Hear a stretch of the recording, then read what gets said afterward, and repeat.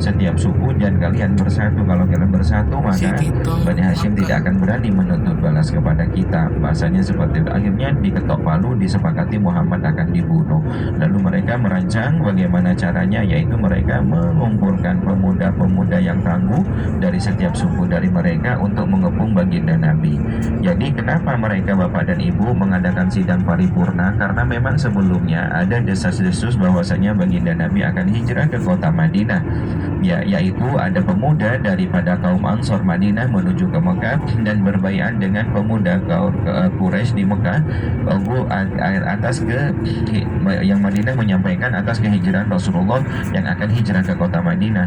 Jadi pada waktu itu pemuda yang di Madinah berbaiat bersama pemuda Quraisy agar tidak membocorkan, untuk pemuda Quraisy agar tidak membocorkan kehijrahan baginda Nabi. Itu mana di situ ada yang membocorkan, ada yang berkhianat, dan pelaksanaan baiat itu berada di masjid baiat yang ada di Jumrah Aqabah di Mina sekarang, yang tertimbun tanah sekian ratus tahun dan baru terbuka kembali setelah kemarin waktu perluasan oleh almarhum Raja Abdullah.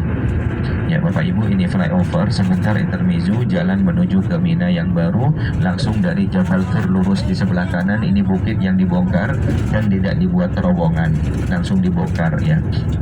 Terus yang selanjutnya Bapak dan Ibu yang dirahmati oleh Allah Subhanahu wa taala, setelah itu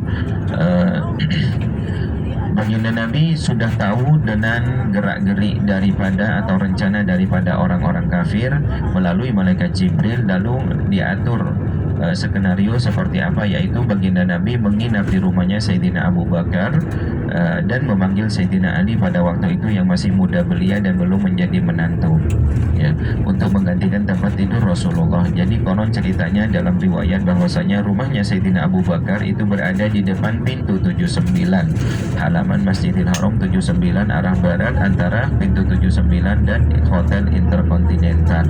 Ada mengatakan kurang lebihnya ada di sana.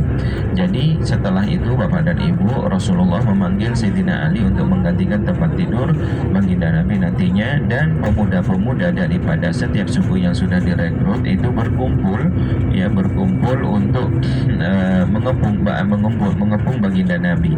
Ya, setelah itu Rasulullah diperintahkan untuk mengambil debu atau pasir, dan beliau dibacakan surah Yasin pertama sampai ayat 9, lalu ditaburkan kepada mereka yang ada di luar, lalu mereka tertidur. Lalu Rasulullah bersama Sayyidina Abu Bakar menuju ke arah Jabal Sur, yaitu ke selatan. Kenapa ke selatan? Karena Madinah ada di utara ya, kan Madinah ada jadi Madinah di utara. Inilah siasat Rasulullah agar mereka untuk mengecoh orang-orang kafir.